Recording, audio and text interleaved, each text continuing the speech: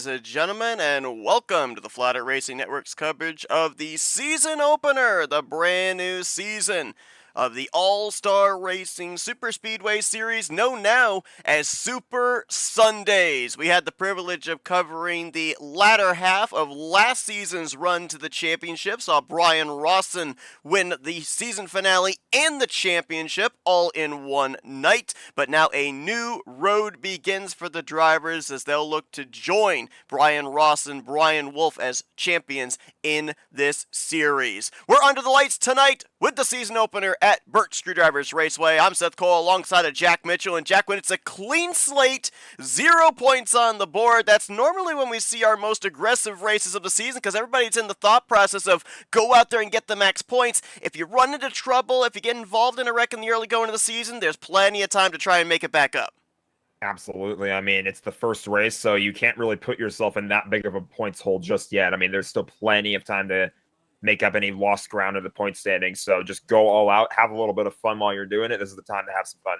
Absolutely. We've got a number of drivers that we see regularly, whether it's here on Sunday nights, Saturday nights at Shake and Bake, Thursday nights in RTG. They're getting ready to take the green flag here tonight for this one. Brian Rawson and Brian Wolf, former champions in the field, would love to be a multi-time champion at the conclusion of this season. 16 drivers look like they're going to take the green flag, but before we get started with tonight's festivities, we got to bring in the guy that's organized all this, been behind the scenes, putting all of the things together to bring about the racing we've seen here for the last now going on 3 seasons. Let's see if we can dial up series admin Brian Wolf.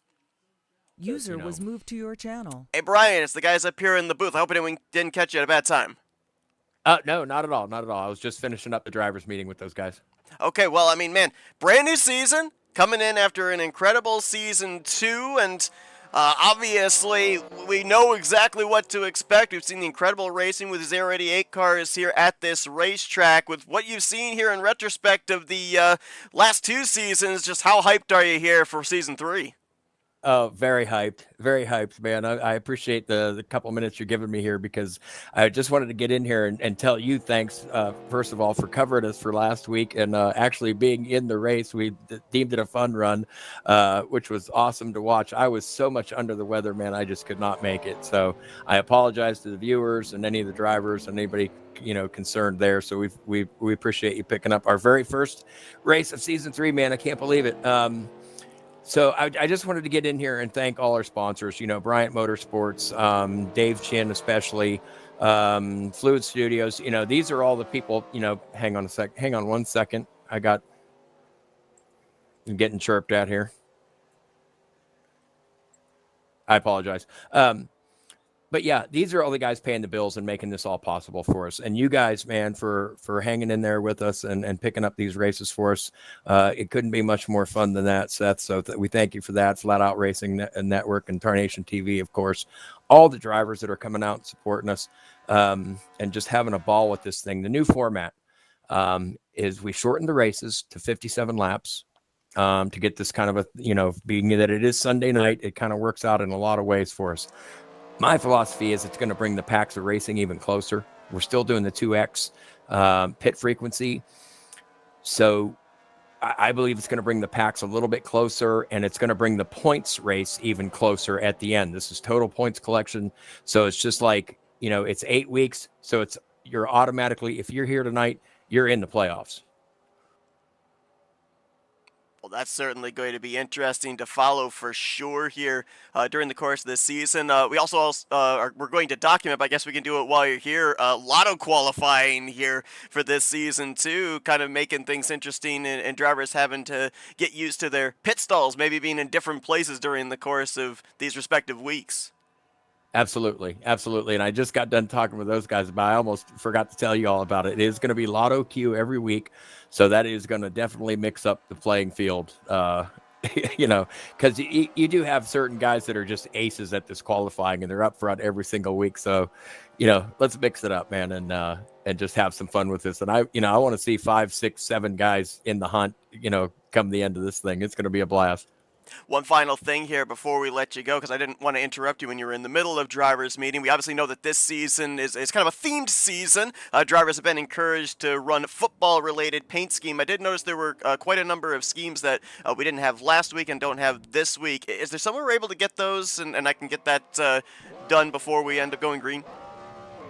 Actually, no. The link that I had set up is, and I apologize for that too. I was been sick this past week and so unprepared for this, and I had an extra week to prepare, and just I'm still behind, man. I will get those cars to you. I just can't get them to you before we go green. Completely understandable. Not a problem. Just thought I would double check here. Brian, obviously, glad to have you feeling better as well. There was a lot of concern last week during that fun race. Obviously, hoping that you were going to be back here tonight. Great to have you back in better health, and looking forward to a great night here tonight. Best of luck. Thanks, man. I appreciate it. And speaking on that, oh gosh, I forgot what I was going to say now. Welcome to season 3. We're going to have a blast, man. Thanks for being aboard. And I did get a chance to see the last, you raced last week in the fun run, man. And I really enjoyed watching you guys race. And Blaine last night, we had a ball with him. And you guys doing the broadcasting is just aces, man. It's just such a cool element for our hobby. And it's just, man, we're so glad to be here. I'll tell you what, for us broadcasters, we love bringing the action to everybody. When we get a chance to get behind the wheel race with y'all, it makes it even more fun. So, looking forward to racing with you guys next week for sure when Tarnation picks up the rest of the season. And best of luck here tonight. Absolutely, man. Thank you so much, Seth.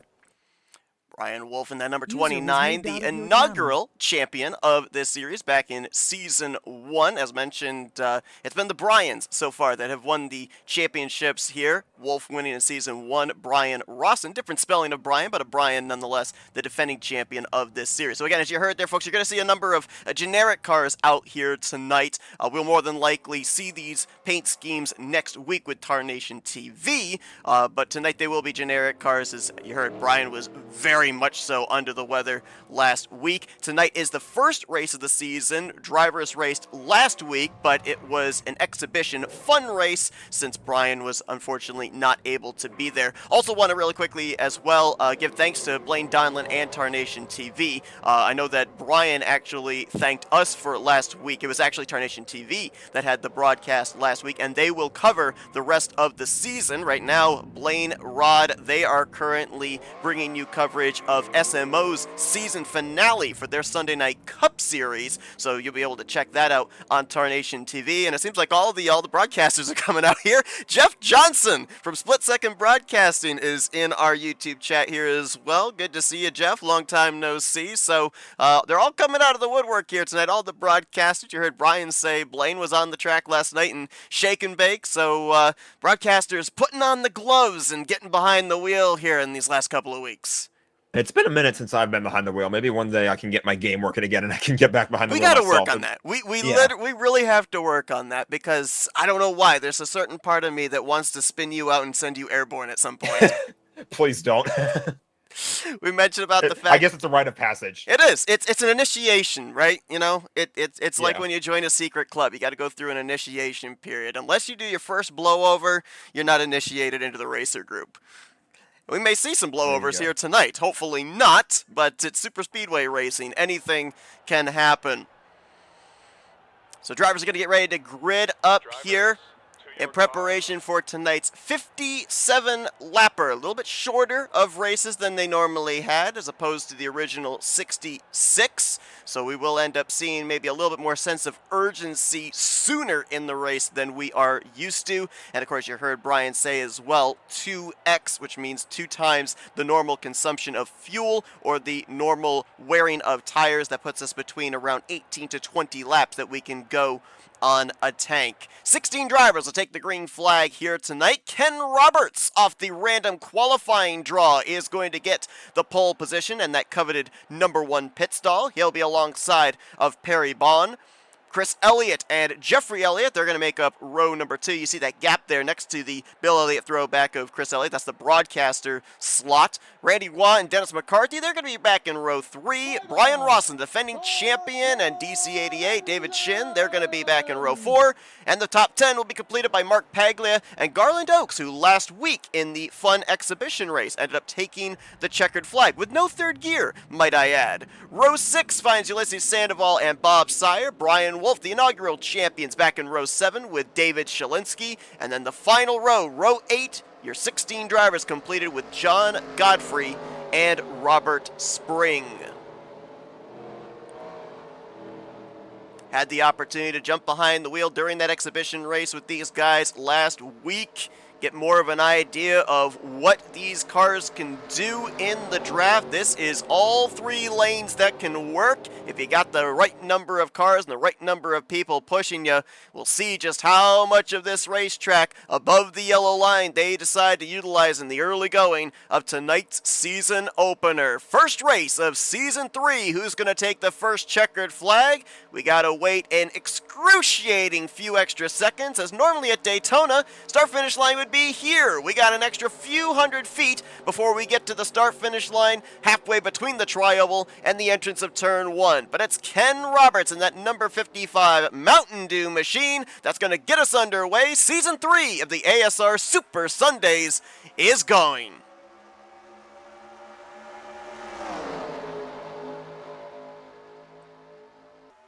Like that outside line might have gotten a little bit better of a start to the race.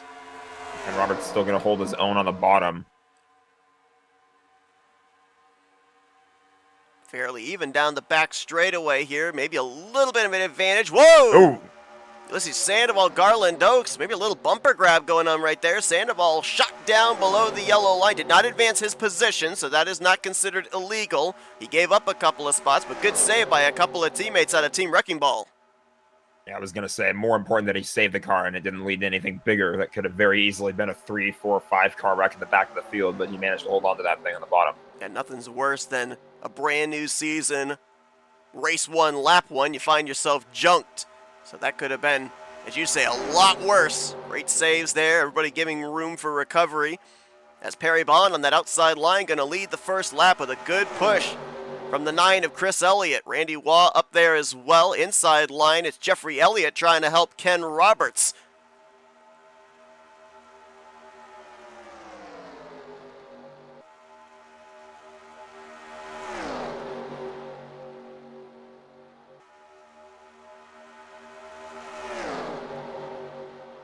I'm going to hang on to the middle area of the racetrack and get a nice run through those last corners. If he gets enough of a run here, he could try and maybe move to the bottom. He's going to stay in line with these people for now, though.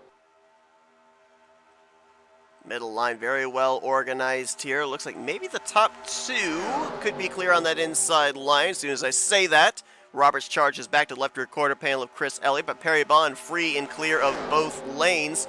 For those that followed our coverage of the second half of last season will notice a notable name not in the field here tonight who was duking it out with Brian Rawson for the championship in the final 4 races. That would be Chuck Taylor. His number 18 is not in the field tonight. Big reason for that, we mentioned that Tarnation TV is covering the SMO Cup Series season finale tonight. Taylor is actually in the final 4 competing for the championship over there. We'll probably see him on track next Sunday night, I would say. Best of luck to him over there.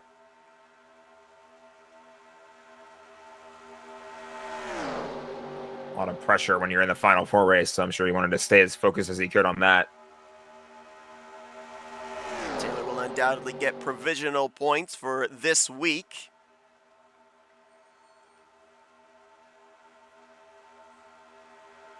It's only 8 races in a full season as well, so you miss a race, provisional points help, but you definitely need to put together, I would say, maybe 3 good races to get back those points that you probably could lose during the span of a non-start. Yeah, I mean, I think if you absolutely have to miss a race, you can maybe get away with 1 provisional, but if you keep having to stack them up, then that's probably going to lead to some issues going down the line. So Plan your schedules accordingly. And if it has to be a race, maybe better the season opener, because that's Yeah. a little bit easier to gauge on what kind of ground you have to make up for the rest of the season. You have it midway through the season, and you're like, ooh, do I have a chance here with 2-3 races to go? A little bit easier when you know there's 7 races of recovery. And you leave as little up to chance as you possibly can. Randy Waugh jumps down to that inside line. We saw Ken Roberts, Jeffrey Elliott really trying to get that inside line going. Weren't making up much ground. As soon as that Alabama number 21 jumps down there, they're making forward progress. And, ooh, man, look at Dennis McCarthy. Oh. What a slice and dice. Was 3 wide, almost 4 wide through the tri-oval and was able to clear across the nose of Jeffrey Elliott. There was a lot of give and take right there, but McCarthy picked up 2 spots in that move. That was impressive, and now he's going to work his way forward on this bottom line. This bottom line, man, they've been competitive. It's been pretty close here between the bottom and just about the middle, I'll say. Haven't really seen a fully organized third lane. I see Garland Oaks, Ulysses Sandoval. They're trying to get something going up there, but not really any other takers willing to take that longer way around the racetrack. But if you could get another 3 drivers up there, you'll definitely see that third line make some headway. Garland trying to get back-to-back wins. Obviously, last week was a non-points victory, but a victory nonetheless.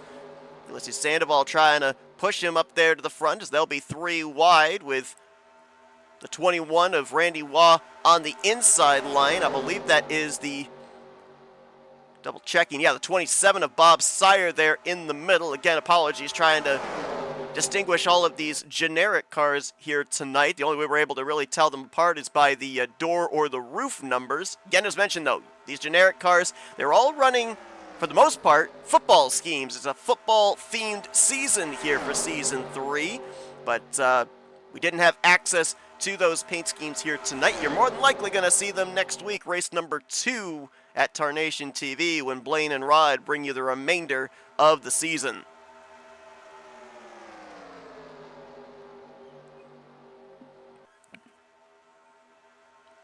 It's been all Perry Bond. On a tear right now. Yeah, I was just going to mention he's been pretty consistently holding up at the front of the pack, and he hasn't really been running the bottom either. You'd think maybe that the bottom of the track at certain points would be the preferred line, but this row here that's kind of running where the middle line of the track normally would be in a 3 wide situation. I mean, it feels like they've been super organized over the course of this race so far, and they've been able to consistently stay out in front. I remember hearing Rod Weston say last week during the exhibition race, Perry Bond may be one of the best pushers in the game, but right now he's the one getting pushed, as he has enjoyed the view out in front, has led the opening 7, now about to be 8 laps of this race. Obviously, great when you're out in front, because more than likely any cautions that happen are going to be in your rearview mirror. The problem is you're using up more fuel than everybody else behind you. So we mentioned about that 18 to 20 lap fuel window. For the 60, we're looking more towards number 18 than we are at number 20.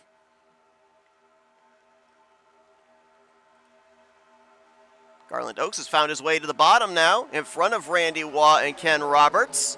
He was trying that third line, but now puts his left sides right down along that yellow line through 3 and 4, and he's going to draw even with Chris Elliott. Might even get to the left rear of Perry Bond off of turn 4. One car I've been keeping my eye on as well as Ulysses Sandoval. He had that slip up on the first lap of the race, almost spun out, but saved the car. I figure maybe he would try and start working his way through the field after that, but he seems content with riding around on the high side of the track right now, but hasn't really made up too much ground just yet. So maybe we'll see as we get further on in this race, does he try a different line? I've been watching a couple of drivers here as well. Garland Oaks going to go to the race lead. That's going to be the first lead change that takes place halfway through lap 10. But a couple of drivers have just kind of been hanging at the back that started back there, including the 1 of David Shalensky, the 7-11 of John Godfrey, the 29 of Brian Wolf. They're seeing this double wide and 3 wide ahead of them and maybe getting a sense that a storm is brewing. They don't want to be there when the lightning strikes. Be a little bit scary when a storm is brewing in a Superspeedway track.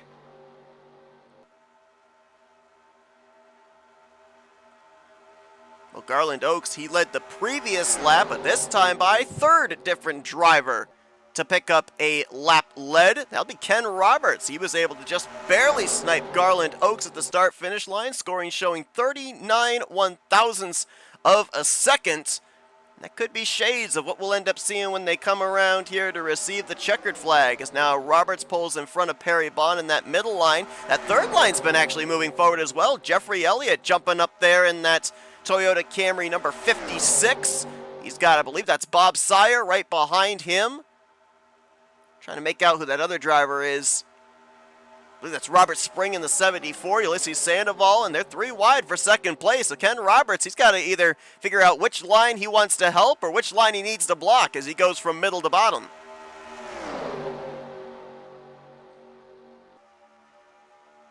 These are the moments when it gets really tense, when you're 3 wide, a few rows just behind Oh, the leaders. there they go! Oh, there they go! Perry Bond upside down. Another one upside down. That's Bob Sire.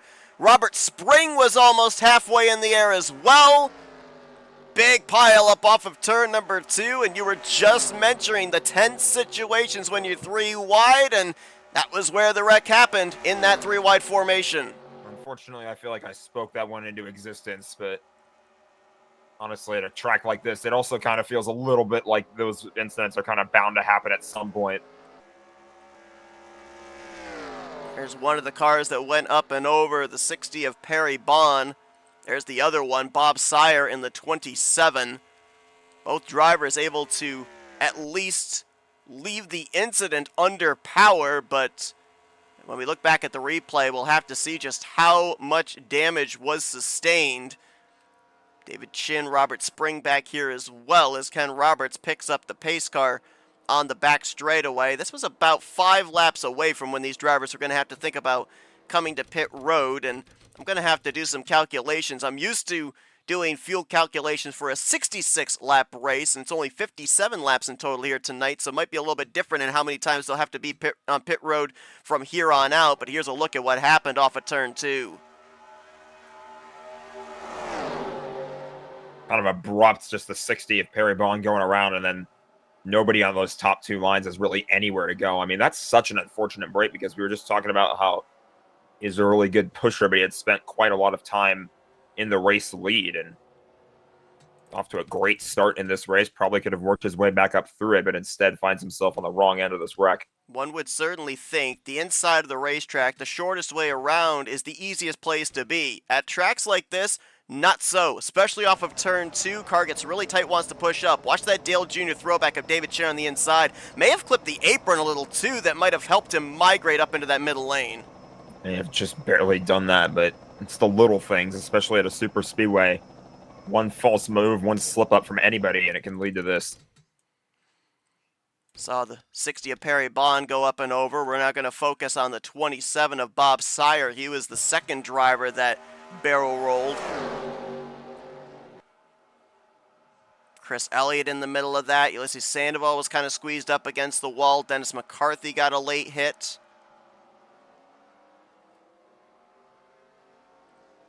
I believe someone that'll give us a good look at what happened would be the 7-11 of John Godfrey. He was on that outside line just behind all of this. Let's see what he saw.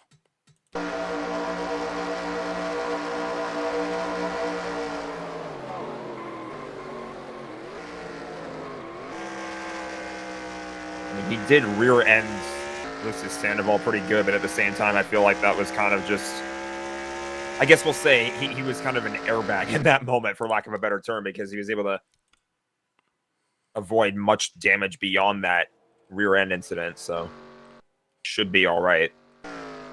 And with those kind of wrecks, when you're right up on it, it is really difficult to get the car to woe down. I mean, we saw him have to kind of use Ulysses Sandoval as some brakes there, but you also heard him with the downshift all the way to the low gear, first gear, to try and get that thing slowed as quickly as possible.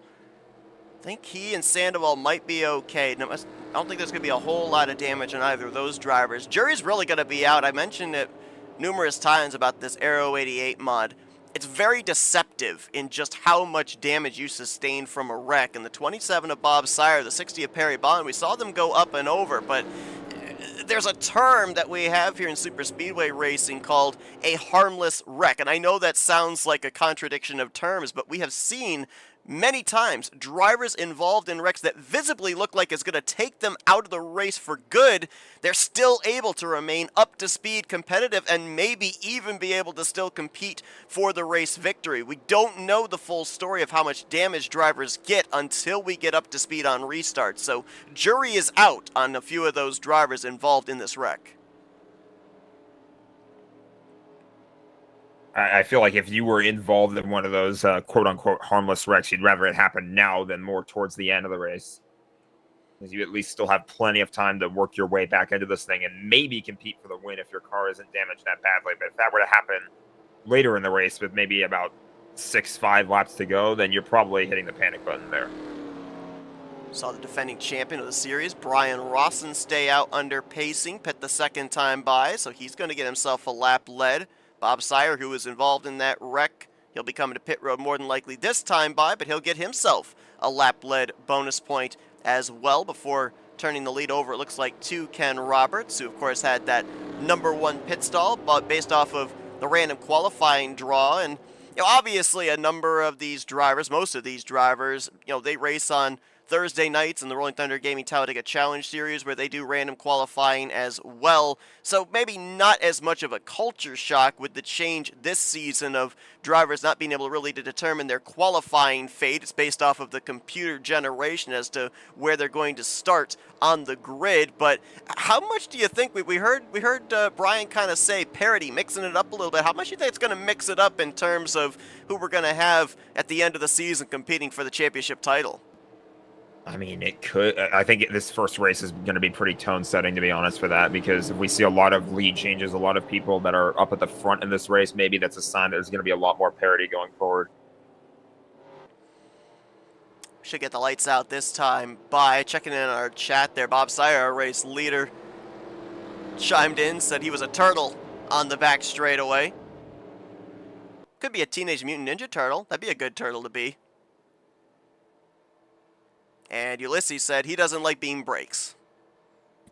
He does not like being a cushion for that crash right there.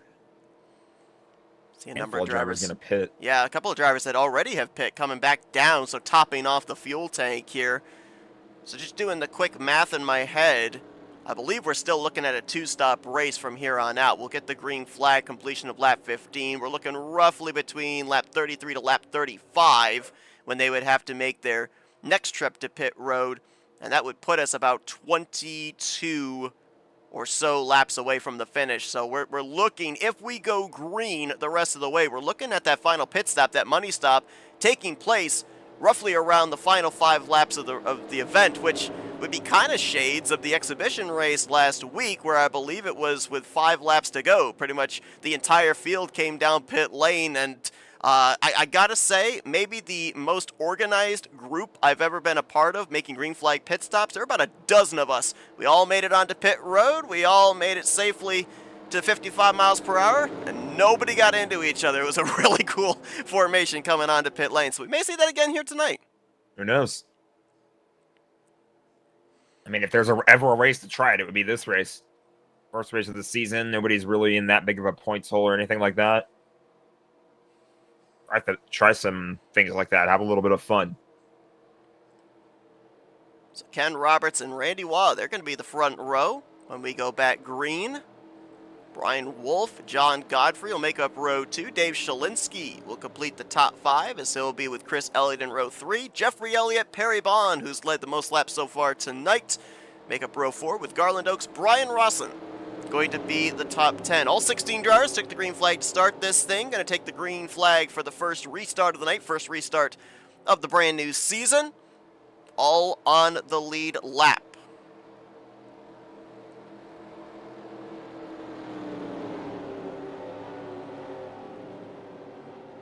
Reminder to everybody, next time you'll be seeing us here on the Flatout Racing Network, we'll be bringing you Aero 88 cars once again, Wednesday night, some Superspeedway racing at Texas World 2024 for the Rolling Thunder Gaming Aero 88 Series. The season winding down there. Myself and Jack will be bringing you coverage of that Wednesday night, 9 p.m. Eastern Standard Time, as a slugfest between Jeff Supta and Grant Wesley continues with 3 races left to go. Yeah, that's a really, really intense battle. If you're not tuned into that series, definitely keep an eye out for that. It's coming down to the wire. Been really fun calling those Aero 88 races. Get to call another one here tonight, so maybe a bit of practice, I guess, in a sense, for some of the drivers in this field as well. Some of these drivers do run that Aero 88 series. Woo. Things got a little interesting there, middle of the pack. Drivers trying to figure out what lanes they wanted to be in down the back straightaway. As Randy Waugh in that outside line, he was able to stay alongside of Ken Roberts and got the push he needed down the back straightaway. His number 21 now out in clean air with help from John Godfrey, who started this race from the last row, did Godfrey. Apparently he feels like it's time to move to the front. Got himself solidly in second place ahead of Jeffrey Elliott's 56.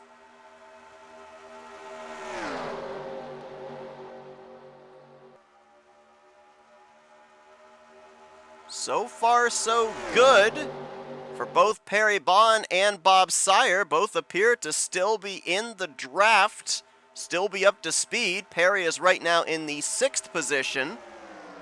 Bob is just trailing the pack right now, but appears to still be latched on to the 88 of David Chin. I mentioned Ulysses Sandoval earlier. It looks like he's found his way into the top 5. He was able to hook up with a few cars on that, I guess, middle row right now, but found some speed in that car after that caution and working his way into the top 5. Ken Roberts has now found his way behind Perry Bond, slots into 7th after bringing us back to the green flag on this restart. Kind of got freight trained around that outside line. Tucks in behind Dennis McCarthy. Ooh. Leaders might be splitting up here a little bit. Randy Waugh, John Godfrey going to jump to the bottom. Elliott will stay to the top, and look at the surge they were able to get as he will get alongside of Randy Waugh for the race lead. Big push there from Garland Oaks. Now we've got a battle here in this lead pack. Doesn't look like anybody wants to really take it 3 wide again just yet. I mean, obviously knowing what happened in that last wreck, but a few drivers definitely had different ideas than others, and now we're side by side up front, up at the front again.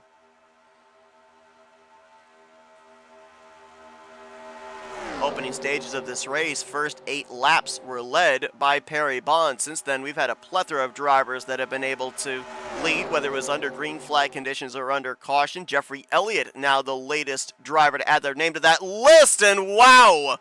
I don't know if the bumpers were uneven or maybe a little bumper grab came into play right there, but a big wiggle by the 56, and that's going to chop up that outside line a little bit. Jeffrey's actually going to go up to the 3rd lane, might be saying, okay, this is getting a little too aggressive, a little too early for me. I'm going to try and find a safe place to ride. What an adventurous move right there by the 55. Going to work his way up in front of the high side of the track. So will Randy Waugh.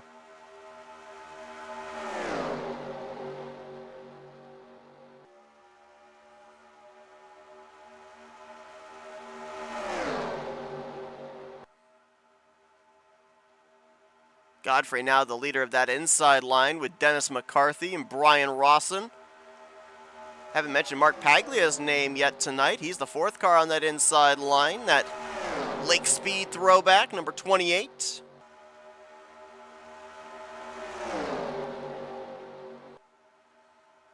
Oh, a bit of a wiggle there. Wow, Brian boy. Rawson, what a save! Oh my. Toughest spot of the racetrack, the tri-oval. The car does not plant. The car is turning, so you can't get bumped. Drivers say it's where the car is at its most lightest, its most vulnerable. You saw case in point right there with that Budweiser throwback machine. Absolutely, but a great job to hold on to that thing. And again, another near miss. I mean, if he was not able to get a hold of that race car again, that could have been disastrous for the middle of the pack. But impressive saves so far. 2 impressive saves so far in this race.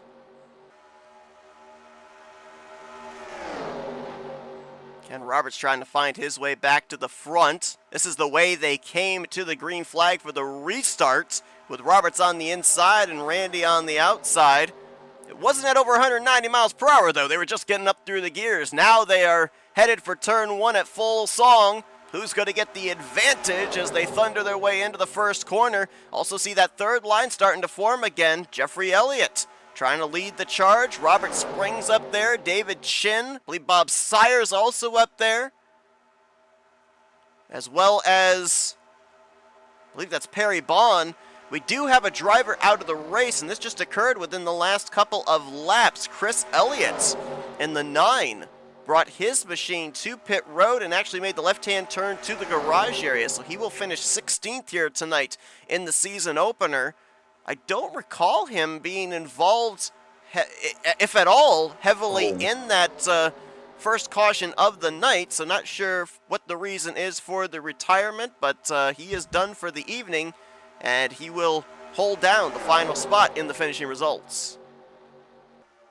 Tough break, but again, it's early, so keep on chugging along as the season goes along, and you can definitely do your best to make up that lost ground.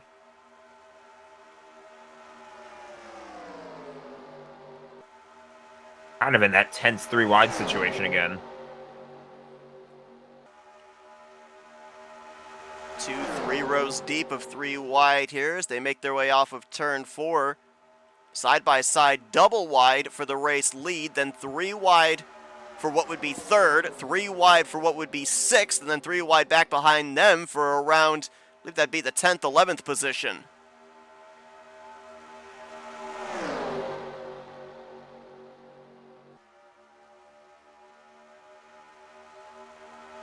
Yeah, you think about it too. When we talk about it being a brand new season, we document drivers like Brian Rawson trying to win back-to-back championships, and drivers that had good, consistent seasons last year trying to, once again, get into title contention. But what about drivers that struggled last season, had good runs, maybe the first 2/3 of a race, but just couldn't follow it up with the finishes indicative of how well they were running each and every week? You got to think there's a number of drivers that season 3 is kind of their road to redemption. Definitely. I mean, that feeling certainly will be a lot more, some word here.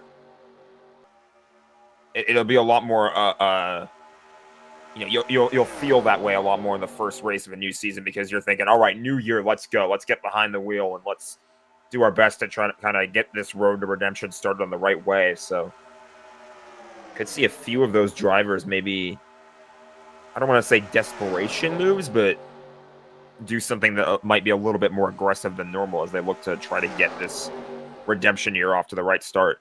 Maybe a little more devil-may-care in the racing here tonight, especially when we get towards the closing stages of this one, trying to get the first checkered flag of the brand new season. As you see that third line starting to stifle out, I think a big reason for that, I was noticing about 2 laps ago, drivers in that middle line were really pushing up on the entry to the corner, and we nearly had contact a couple of times, a little trading of paint between the 67 of Garland Oaks and the 56 of Jeffrey Elliott. So we can add maybe another couple 2 saves to the list that we're compiling here tonight, and that's kind of hurt both that middle and that third lane. You can see the top, or the inside line rather, have got the first 4, eventually maybe to be 5 cars clear of Randy Wall leading that second groove.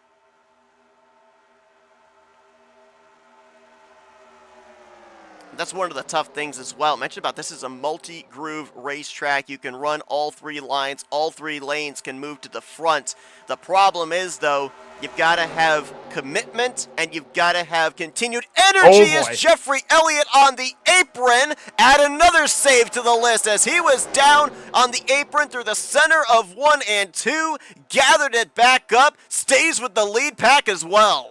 Great job by Jeffrey Elliott. It looked like he might have lost a little bit of speed in that car, though, when he made that mistake as he dropped all the way back. I play it safe more than likely, but heck of a job to hold on to that race car and stay inside the draft.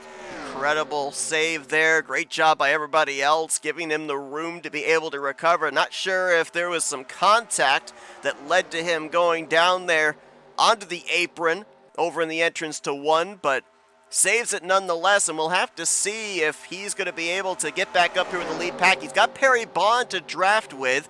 Just up ahead of him is, I believe, David Shin and Dave Selensky, so he might be able to latch on to their draft. I believe Robert Spring is also right there trying to stay in touch, so about 4 drivers trying to keep with the lead group here after what just happened a couple of laps ago. Also notice that Bob Sire, it looks like that 27 is indeed off the pace. The further we got into this run, the more ground he lost to the lead pack. He's actually just now making his way around to the start-finish line as the leaders make their way through the tri-oval, so he's about a lap away from them going around him, putting him a lap down.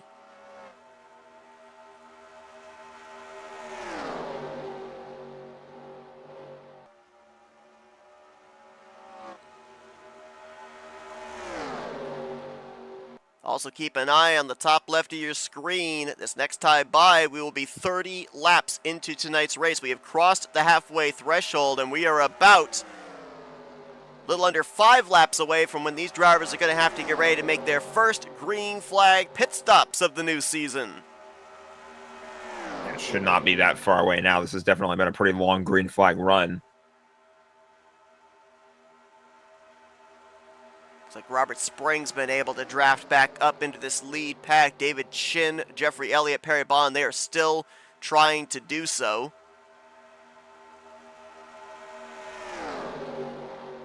See, most drivers have migrated down to the inside line. Still a few up there in that second lane, including Rady Watt, Garland Oaks, and Ulysses Sandoval, trying to make up a little bit of ground here before they're going to eventually have to make the dive to pit lane as well.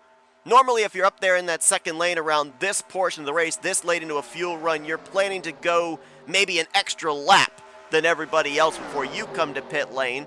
We have seen drivers try and pit from the second lane, but a lot of communication has to play there to make sure you have a safe entry, just in case there's drivers that would be to your inside that aren't planning on coming to pit road the same lap as you.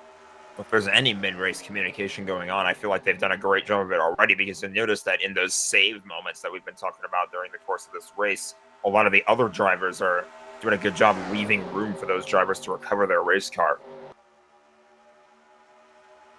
It's probably some rapid-fire communication, yelling on the radio between drivers, but they've made it work so far. Mention for Garland Oaks, looking for back-to-back victories here this season. Won the exhibition race last week, but see that red and white Budweiser number 6, fourth on the inside line, Brian Rawson. If he's able to win tonight, it'd be back-to-back wins for him in points-paying events, as he won the season finale last season, won the championship as well. So he'd love to cap off a championship season and begin a brand new season with a trip to victory lane. Maybe kind of establish himself as the guy to beat a season later. I have to wonder about that. I've asked drivers about this, and I've gotten mixed reviews in terms of the responses. If there's any pressure after winning a championship going into the following season, do you kind of feel, all right, I've got one, now I can go out and have fun? Or am I public enemy number 1? Am I the benchmark here, and now I got the added pressure to go out and do it again the following season? I mean, driver opinions on that position, they'll definitely be differing, but if you're a driver that doesn't have a championship, you absolutely have that guy with a target on his back. So there are going to be a lot of drivers gunning to try to make sure that they are in the best possible position to try to contend for a championship themselves, and more often than not, that could involve making sure the most recent former champion doesn't win another one. Keeping a very close eye on radios right now. This would be 19 laps into this run, right on that median mark, and I believe we've got some hands out the window. Expect to see a large number of drivers, maybe this entire lead pack, on pit road this time by. Remember, incidents coming to pit road, on pit road, leaving pit road, as long as they're down below that yellow line, they are considered off the racing surface. We've seen a lot of mistakes get made in that portion of the racetrack that doesn't guarantee you a caution to get back into the conversation. Let's see if they can execute. Here we go. Randy Wallman really low there. Bit of a hot pit there out of somebody else. Nicely done there. About 8 drivers all together going to make their way onto pit road safely. Hopefully they'll be able to make their pit stop safely, as we had another 5 coming down right behind that lead group. There's a lot that we don't cover that happens on pit lane. Sometimes contact of drivers trying to get into their pit stall, leaving their pit stall, spinning, getting up through the gears, leaving their pit stalls. We cover them coming onto pit lane, but when we end up having situations like this where drivers stay out, it's kind of hard to be able to cover everything that happens during the course of a green flag pit stop cycle.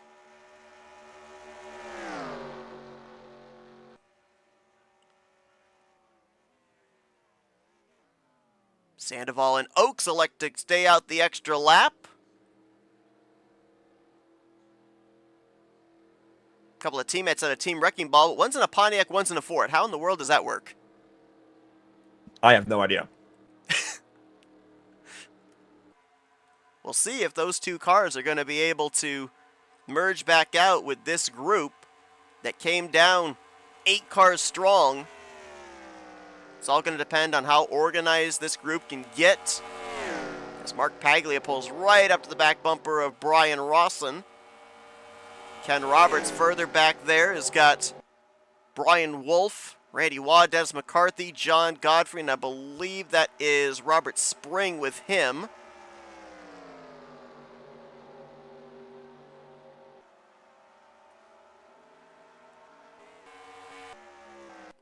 Jeffrey Elliott in the 56 is back on pit road. He had already made a pit stop, so this is his second time on pit lane. Didn't see scoring showing him getting a black flag. So we'll try to get an update on his machine. I almost wonder if that goes back to when he had his save. I noticed that his car certainly lost a lot of speed. I almost wonder maybe he had some kind of internal problem and had to come back down pit road another time. Well, whatever the situation was, it's taken him out of the race. He just retired, and he'll get credited for 15th tonight. So the Elliott brothers, early end to both of their nights. Chris will be 16th, Jeff 15th in tonight's season opener. As at the time the drivers came to pit lane there, lap 34, projected final pit stop's going to have to be somewhere around lap 53 with 4 laps to go.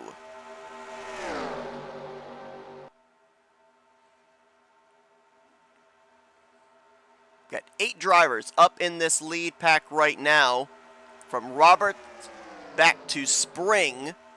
That strategy of staying out the extra lap did not work for Ulysses Sandoval and Garland Oaks. They were not able to get up to speed and hang with the lead pack. Here they are by themselves in the 9th and 10th positions. Perry Bond and David Shin, they're in a tandem right now, 11th and 12th. And then David Shalensky and Bob Sire, who's a lap down. Shalensky, the last driver on the lead lap. Sire, the only driver a lap down right now, would be in the lucky dog position should we get a caution. They are also in their own tandem. So right now, if you're in this lead group, this pack of 8, you're sitting in pretty good shape right now. I'm going to have to see at least one more session of green flag pit stops, but this is a pretty good spot to be in right now. It'd be just a little over halfway through the race. Not too much time left in it, but I would say if you're inside this top 8, you're certainly mentally feeling pretty good about your race so far.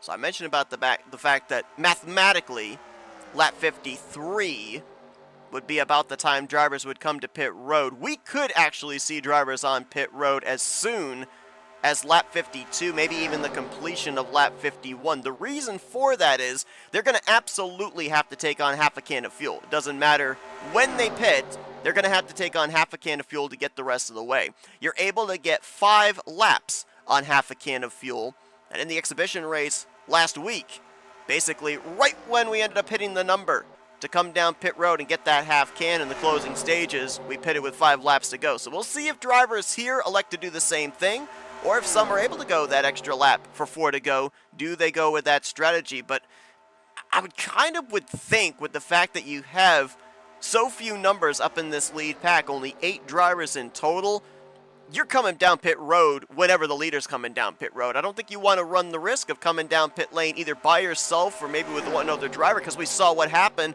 to the 67 and the 96 when they played that strategy most recently.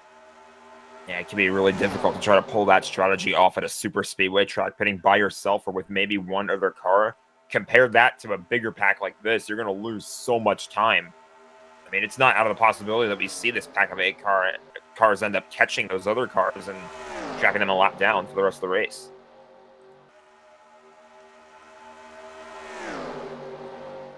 Ken Roberts, he's been the lap leader tonight. This time by his 22nd lap led. Next highest, that'd be Perry Bond, 8 laps out in front, 4 laps led for Randy Waugh, 2 laps out in front for Ulysses Sandoval, and then number of drivers with 1 lap led tonight, including Brian Rawson, Garland Oakes, Bob Sire, and Jeffrey Elliott. But again, for Ken Roberts, yes, he is leading a number of laps here tonight, but he has also been the one consuming more fuel. He was kind of the Pied Piper that drew most of the field down pit road during the first cycle of pit stops, and if the narrative remains the same here during the course of this run, he'll probably be the determining factor on when they make that final pit stop of the night as well.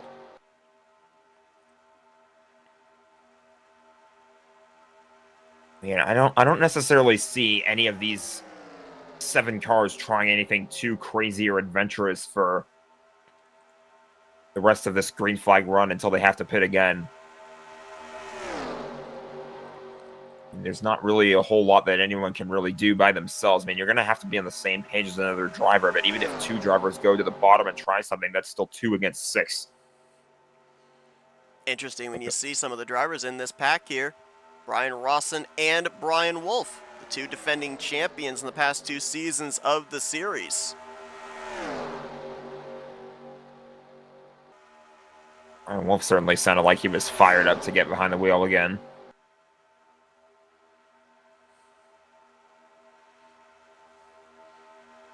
Been a really impressive season opener so far here as well. Kind of giving me shades of exactly the same type of race that we had 1 week ago. Only 1 caution so far here tonight. Had that cycle of pit stops, another one still to come in the next 10 laps or so. Had 16 drivers take the green flag here tonight. Right now, 14 of them are still running, 13 on the lead lap. Jeffrey Elliott, Chris Elliott, the only 2 drivers behind the wall. And you heard Brian Wolf, when we had him up here pre-race, mention that this is the first season that they are implementing a playoff system. The past 2 seasons, it was whoever accumulated the most points during the course of the 8 races won the championship, but now a little bit more emphasis, I guess we could say. Not that there wasn't emphasis before to get max points in winning a race, but maybe a little bit more emphasis in getting a checkered flag here in Season 3. I just say it this way. Anytime you have an opportunity to get a checkered flag, you go take that opportunity. Doesn't matter what the championship or the playoffs or non-playoff scenarios are. Helmet goes on, gloves go on, grip the wheel. You want to be the first one to that start-finish line. Absolutely.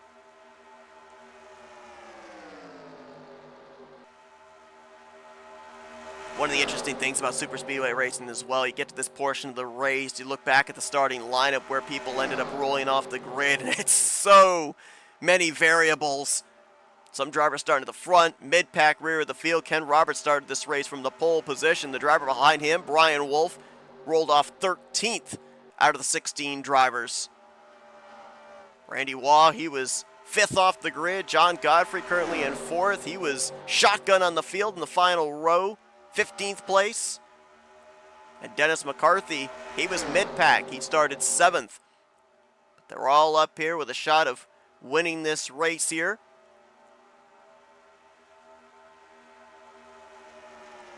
This might get just a little bit interesting, too, because we see 2 of the lap cars just up ahead of these leaders.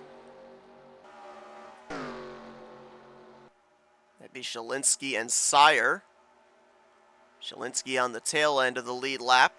Bob Sire currently 1 lap down. When the leaders go by him, he will fall 2 laps down, which this late in the going of the race, being 1 lap down, you maybe have a chance of a caution getting you back on the lead lap, but now if he falls a 2nd lap down, he's going to need the aid of 2 yellow flags between now and the end of the race to be able to get back in the lead lap. We've already established that that car appears to not be up to speed, as we saw him up and over out of turn 2 during our only caution of the night so far.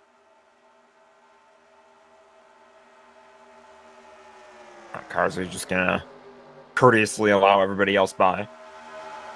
Watching these two back here, Mark Paglia and Robert Spring, and they've kind of been hanging back from the lead group a little bit. You see Brian Rawson also not drafting right up to Dennis McCarthy.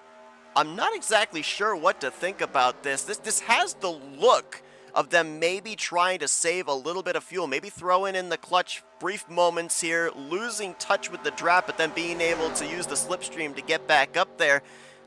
I think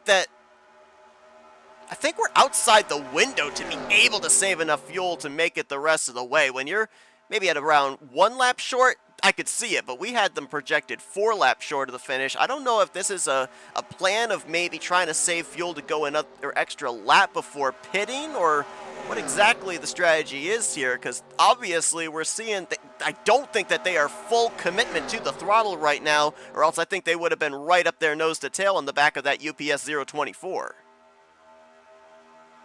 Anything, I actually see them kind of getting a little bit racy in the back of the pack there. That's not what I expected was going to happen. I felt like these guys were just going to try and stay single file for as long as they possibly could, but could be feeling that one of those cars maybe might not be totally up to speed and could be a difference in philosophy here.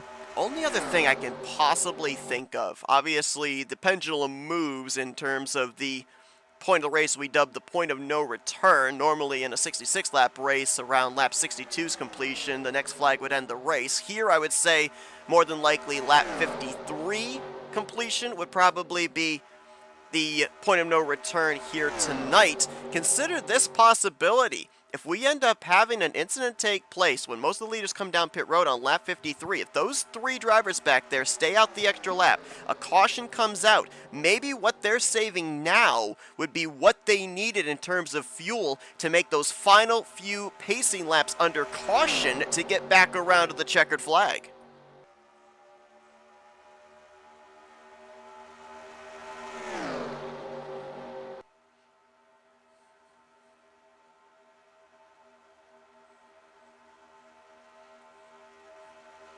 Certainly don't want to jinx these drivers, but on that first cycle of pit stops, everybody made it onto pit road safely. Everybody got it down to the 55 mile per hour speed limit. The speeding police had nothing to do during that pit stop cycle. But when we get to a money stop towards the end of the race, there's always that little added incentive to get everything you can, and you can maybe overstep just the tiniest little bit. We'll have to see if these drivers remain disciplined here in their execution on the final pit stop of the night. You certainly have to keep your nerves calm in a money stop situation like this. I mean, we're inside of 10 laps to go now. Anything like that would be pretty devastating. So you want to do what you can and make sure that you can keep calm when you're hot pitting or just pitting in general.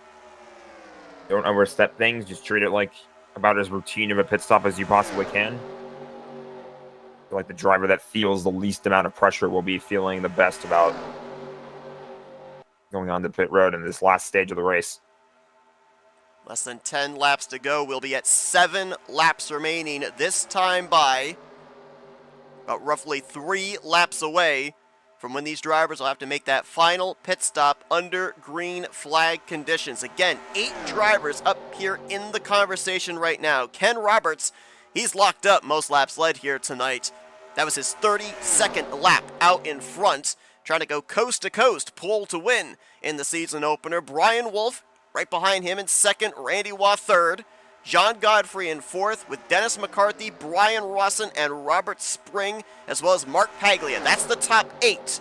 Those drivers all in this lead pack. They're the only ones right now, barring a caution coming out, that are going to be in the hunt for the first checkered flag of the season. And we know that Brian Rawson, Dennis McCarthy, they've all picked up checkered flags during the course of the first 2 seasons, but there's some other drivers here. They're still looking for the first win of their ASR Super Sundays career, and it could happen at the conclusion of this one. Drivers are approaching another lap car. I mean, I would hope that they don't meet a lap car that decides to go to the bottom during a situation where they end up needing to make their way on the pit road. It's Garland Oaks in the 67. Yeah, Oaks is going to go high. That's the right move. They're not pitting anyway, but obviously if there was a lap car on the way at the bottom, all these drivers were trying to come to pit road, that could have been a bit of an issue there. Coming to the stripe, we'll be at 5 laps to go right here. Fully expect this will more than likely be the lap that we see the race win pretty much determined. I think we're going to see everyone on pit road this time by. And you saw right there a couple of drivers riding up the racetrack. That's because they're reaching over to their keyboards to indicate they're coming to pit road. The radios are lighting up. So here we go. They all made it on pit road safely the first time. Can they do it here on the most crucial pit stop of the night? Pressure is on. Find out who executes best under pressure. Be a bit of a tone setter for the rest of the season as well. It's everyone. Wow, big luck up by Brian Wolf, but the wall kind of helped straighten him out. Looked a little speedy going on the pit road. We'll have to see. As long as he kept his foot on the brake and didn't let off until he hit 55 miles per hour, that's about the most aggressive you can do in hot pitting without getting busted. Ooh, a couple of drivers overshot there. I think Mark Paglia had to back up for a moment. That could be costly. Godfrey's already down and away. It's a gas and go, just a half can. That's all you need. No tires. Extended stay for the 55 of Ken Roberts. Came Really in the slow leader. stay. He's going to come out, what, 5th or 6th? He's going to get passed by a few more cars, too. Brian Wolf, on his this was way the out. top 3 right here. This was 1st, 2nd, and 3rd, and they're coming out, what would this be, 6th, 7th, and 8th? Yeah. Did they take maybe 2 cans? They couldn't have, not for how long they were on pit road, but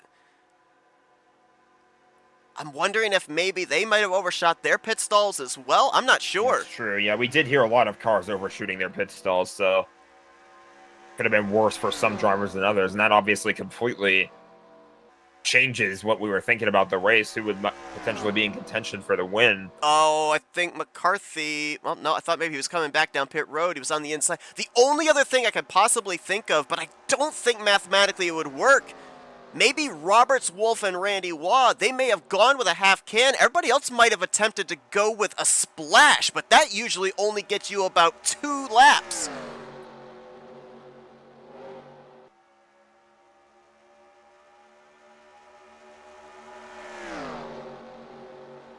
This group has broken up. You got, looks like 3, maybe 4 if Robert Spring can draft up to John Godfrey in the lead group. Then you got the pack of 3 back here, but they're tight. That draft is really tight down the back straightaway. I don't think these guys are out of it yet. No, I don't. I mean, only 3 laps to go currently. Gonna be 2 this time by, but yeah, you can see they're rapidly gaining on this top 4 right now. Oh, man, and you're going to see this lead group break up momentarily. Dennis McCarthy, John Godfrey speeding on pit road.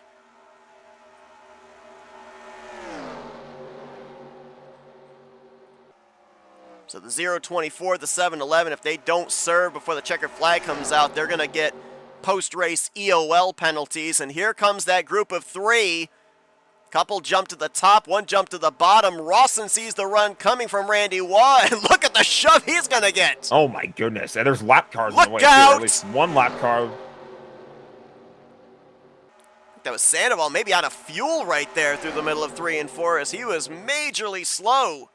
McCarthy's in, Godfrey's in to serve their black flags. We're down to 5 drivers remaining, and last season's champion is out in front to receive the white flag.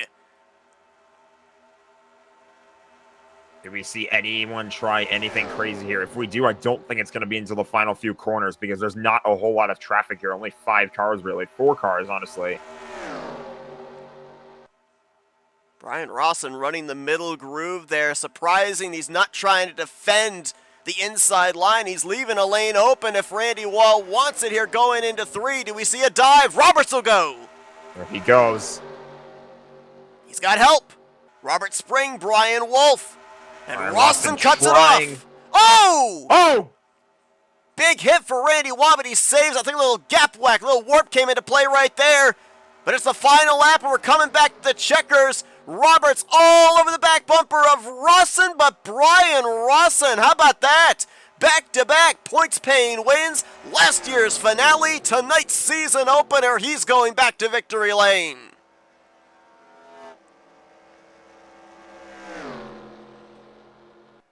Well, if there was a question if he was going to be the man to beat for the championship here this season, one season removed from winning it all, he may have just answered that question. I think it was a resounding yes. Win the championship, start the following season off with a victory. I mean, that just shows you exactly what his mindset is going to be. He's basically telling the entire field, good luck knocking me off from the top. Led 3 laps tonight, held off the man that led 34 laps this evening, but led the most important one here tonight as Rawson goes back to victory lane. And the celebration about to begin here at the start-finish line for the defending champ. Ken Roberts will end up second. Robert Spring will bring it home on the podium in tonight's season opener, followed by Brian Wolf and Randy Waugh, who were the last ones left in the conversation there as they came off of turn number 4. Randy with that big hit into the outside wall there, still going to finish top 5. And we will be talking with our podium finishers here in just a few moments, including Brian Rawson, who will be making his way to victory lane here. Doing some reverse burnouts there. That's Joe DeSpirito's shtick.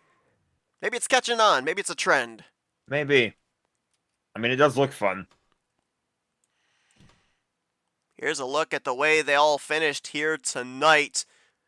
Crazy finish at the end. Green flag pit stops leading up to it. We gave you the top 5. John Godfrey is going to bring it home in 6th.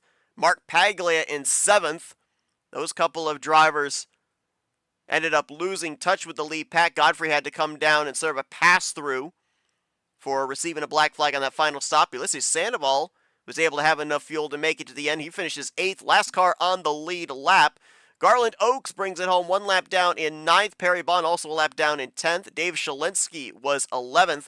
Dennis McCarthy came down pit road. I'm not certain if he got the black flag cleared because it looks like he ended up getting disqualified in the closing stages. So tough break there for him as he'll finish in 12th. And then we had 4 drivers not reach the conclusion. Looks like David Chin, Bob Sire, they retired in the final 10 laps of the race. And then Jeffrey Elliott, Chris Elliott, also early retirements for those drivers. They'll finish 13th through 16th in tonight's season opener. Still plenty of season left to go for those drivers that did not get their first race of Season 3 off to the best of starts. We'll look to see their road to recovery begin next week, next Sunday night on Tar Nation TV. But we'll head now into our FRN post-race wind-down. And let's see if you can dial up our podium finishes on the night. Kick things off with the guy that brings it home in 3rd place, Robert Spring. User was moved to your Hey, channel. Robert, it's the guys up here in the FRN booth. You got a copy? Yes, I do. Hey, great run for you here tonight. Kept yourself up there in the lead pack, in the conversation for this race win the entire second half. Got a front row seat of everything that was happening out in front there. We saw you make the dive to the inside there with Ken. If stuff had kind of gotten a little hairy between those two, do you have any kind of contingency plan to maybe snipe them and get the first win on the season? I just want to get a good finish. Usually I don't do well. I usually speed on pit road. So all I said is follow Ken and see where he goes. You mentioned about having the problems on pit road. You were able to execute perfectly here tonight. Obviously, there's a lot of pressure when it comes to these super speedway races, but just how much more pressure is it when you know that that green flag pit stop with less than 5 to go is kind of going to be the determining factor in whether you're going to even be in the conversation for the win or not? All I could think about is sometimes the gas gauge changes to one gallon instead of a half. And I said, don't change on me, please. Well, a great run for you here tonight. Obviously, a good benchmark to be able to establish consistency here, try and run for the championship.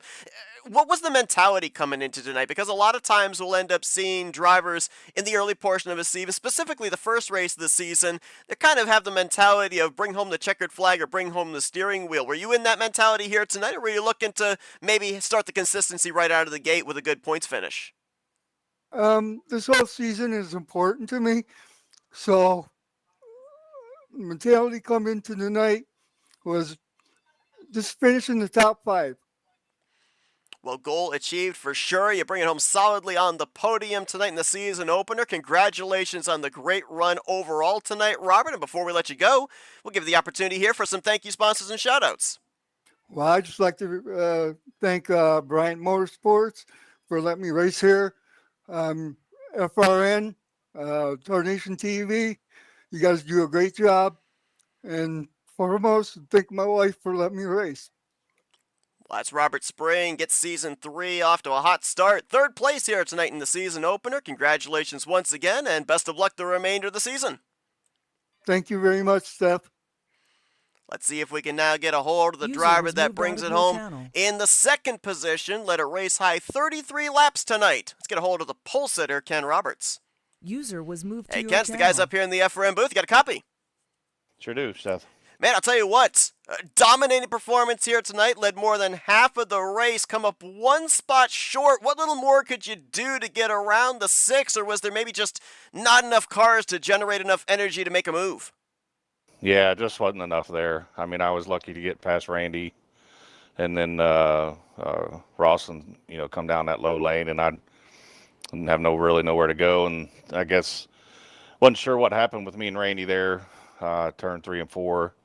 I don't know if he came down, I came up. We'll have to look at it, but yeah, it was a fun race, man. It was not too many cautions. I think 1 caution, so it was a good race. These 57 lappers, they always turn into fuel mileage races. And we saw fuel come into play in the closing stage as you guys basically kind of setting the stage of who was going to be in the hunt with that final pit stop. Now, something that kind of caught us a little bit off guard, when you made that final pit stop, you, the 21, the 29, I think you guys were 1, 2, 3 coming in. Once you guys were leaving pit road, the 3 of you were sitting 6th, 7th, and 8th. What was the difference that happened there? We saw a couple of drivers ahead of you get black flags. Was it maybe you guys a little bit more conservative coming to pit lane? Was there actually a difference in the fuel you took on as opposed to those other drivers? Was there some difference that happened there that saw you not come out with the race lead when you were the leader of the pack coming to pit lane entry? Yeah, that is kind of funny. Is the same thing happened to me and Randy as we were coming into the pit stall or coming in down pit road, switched it over to a half a can, which is what everybody was talking about, half can. And then right as I went to pit, it switched back over to a can and did the same thing to Randy. Oh, wow. So we got behind, but luckily we were all still together. So we were able to run down Rawson and them, but I think 2 of them guys in that group had black flags. So we was able to run them down, so we got kind of lucky there. Wow, okay, so I was kind of wondering about that. I thought it was potentially those guys taking a splash and you guys taking a half can. Didn't realize it was the half can to a full can of fuel there. Obviously, we're talking with Robert. Some differences here this season in terms of battling for the championship. A playoff system going to be implemented now as opposed to the previous 2 seasons where it was accumulate the most points. The classic point system ends up winning the championship. How important was it tonight to get the season kicked off strong? I know you would have wanted the win, but bringing it home on the podium here tonight, how important was it to get the season started off on a high note? Oh, it's big. I mean, you don't really lose the championships or a chance at them, early on, but it certainly helps to build, to get your points built up early, and that allows for, things to happen later instead of being behind the 8 ball. So it was a good start to the season. Well, you got the random qualifying draw on your side tonight, got that number 1 pit stall with the pole position, utilized it to lead 33 laps here tonight and bring it home solidly on the podium in 2nd place. Ken, congratulations on a great run this evening, setting the tone for hopefully a good, consistent season. Try and run for that championship. Before we let you go, floor is yours for thank you, sponsors, and shoutouts. Yeah, I'd like to thank Brian Rawson on his win. He's tough to beat here on Sundays. I don't know. He was a champion last season, and so we have to do a little more effort to get him knocked off the perch up there. But I'd like to thank Brian Motorsports, the guys that sponsor all this, my teammates, Rodney Solons for the paint, and you guys for doing the broadcast. So I can't wait to go back and watch it. It'll be awesome. Well, Ken Roberts, he brings home solidly second place here tonight in the season opener. Congratulations once again on a great run. Best of luck next week and the remainder of the season. All right, thanks, guys. Have a good one. And let's see if we can now go User was down moved out to of your victory lane and dial up last season's champion, tonight's winner of the season opener, Brian Rawson. User was moved to Hey, your Brian, it's channel. the guys up here in the FRM booth. You got a copy? 10-4. Man, I'll tell you what. Coming into this season, defending champion of the series, statement win here tonight that saying, hey, I'm the guy still to beat. Bringing it home with the first checkered flag of Season 3. Had to hold off a bunch of drivers there in the closing stages. Had to execute on pit road, but we saw you execute on pit road in the latter half of last season. That's how you ended up partially winning the championship. Coming into tonight, just how much motivation was there 1 season removed from winning it all to establish it here tonight in the early going? Man, it's always a good confidence booster to come off a championship, and you always got high hopes going forward, and it's just I have a good time doing it, man. And to be honest with you, it's good fun, good competition, and I'm glad we only had one caution, I believe, so that's what makes it more fun. And definitely when you have those kind of races, it's all about pit road. Absolutely, and we saw you be able to utilize pit road to your advantage. Saw you be able to make that move up there to the outside line, the back straightaway, eventually get pushed to the race lead and keep them all in your rearview mirror. We talk about the potential pressure of coming into a season as a defending champion. How about the fact that last season, when you ended up winning the title, it was a classic point system. It was based off of consistency. The driver that had the most points ended up winning the championship. This season, a playoff system is implemented. Does that change your mentality from week to week now, as obviously you've got this victory, so you're going to be running for the championship, but does it change a driver's mentality based off of the playoff system or lack thereof in a series? I mean, yes and no. I mean, definitely the classic system, it's all about consistency and showing up, making every race. I mean, you miss one or two, you're pretty much out of it. But the playoffs bring it kind of gives everybody a chance at some point and not just a runaway. So, I mean, yeah, it's nice to get a win, kind of get that out of the way. And, but I enjoy both formats. I'm kind of an older guy, so the old school stuff I like, but I also enjoy the playoff stuff as well. Well, you're not alone in being a fan of the old school stuff. Now, another change to this season. I know that normally when we end up seeing you, whether it's on Thursday nights, we end up seeing you this a number of times when we covered the second half of last season here for ASR as well. You like to normally start at the rear of the field, but now with the random qualifying draw, it's kind of up in the air and where you're going to start. You rolled off the grid here this evening in the 7th position. Does it make any difference in your comfort level when you guys take the green flag, starting a little bit further up towards the front of the field, not being able to determine starting at the rear of the field where we normally see you kind of have a comfort zone in the early going? You know me, Seth. I enjoy starting dead last, and actually, that was my plan for this race. I just actually stepped away for about 20 seconds, and I came back, and they'd already had qualifying. But I definitely love starting in the back. It's a challenge for me. I love it, and and it's, in my opinion, it's a benefit, especially at these kind of tracks. But, it's had a good, I started up front and it worked out. So can't complain about that.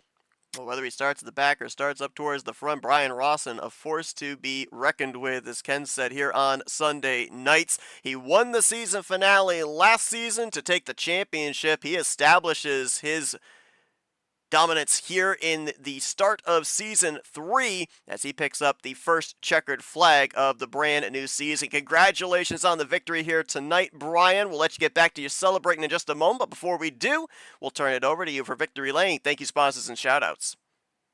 I definitely want to thank Brian Wolf for putting the series on. Gives us a fun place to race on Sundays. All the people, ASR, the sponsors, Brian Motorsports, definitely my teammates I run with, man. A lot of these races you can't do without them. And thanks, Rodney Solons, for all the great paints he's done for me.